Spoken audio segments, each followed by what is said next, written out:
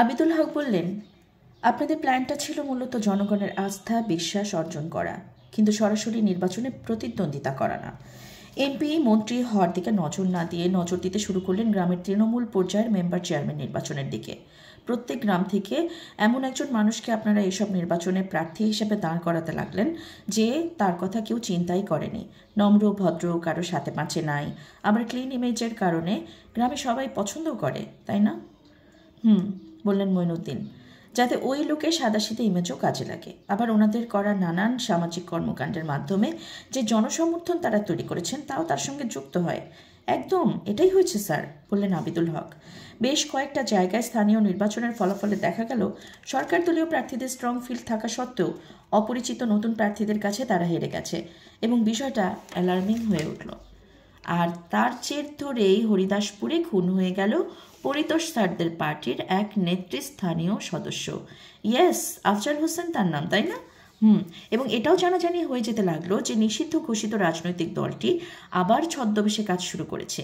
এবং ওই অবস্থায় হঠাৎ করেই জলডাঙ্গা থেকে উধাও হয়ে গেলেন পরিতোষ স্যার। আপনি কেন?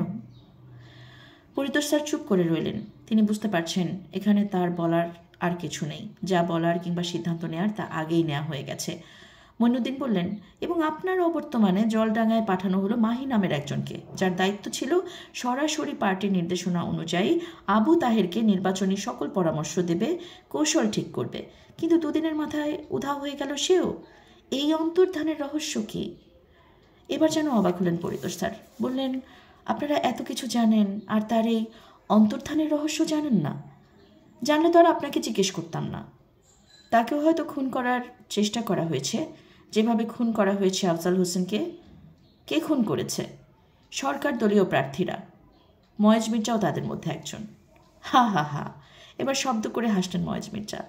তোমারে তো বুদ্ধিমান ভাবতাম পরিতোষ, কিন্তু তুমি গাধা কিসিমের লোক। এত বড় মিথ্যা বললেও তো অন্তত সাজায় গোছায় বলবা না? মানে?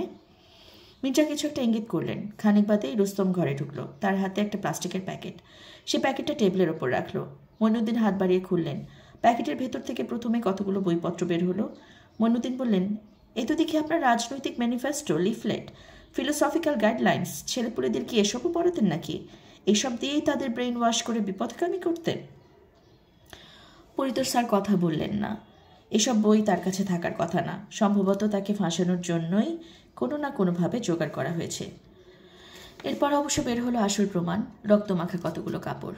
মঈনুদ্দিন বলল, এগুলো মাহি নামের ছেলেটির পরনের কাপড়, এবং এগুলো আপনার বাড়ির দোতলা থেকে কিছুক্ষণ আগে উদ্ধার করা হয়েছে। পুলিশ সন্দেহ করছে যে তাকে আপনিই খুন করেছেন। আমি?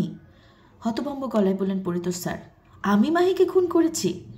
শুধু মাহিকেই নয়, আমরা সন্দেহ করছি সরকার দলীয় প্রার্থীদের কাঁধে দোষ চাপাতে আপনার নির্দেশেই আফজাল হোসেনকেও হত্যা করা হয়েছে।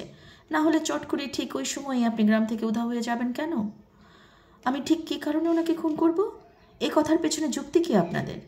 শোনা যাচ্ছে পার্টির প্রধান হওয়া নিয়ে তার সঙ্গে আপনার দ্বন্দ্ব চলছিল। আমার? আর আপনার গতিবিধিও সন্দেহজনক।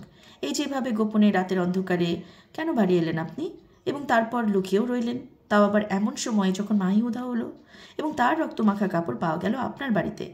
বিষয়টাকে আপনি কিভাবে ব্যাখ্যা করবেন?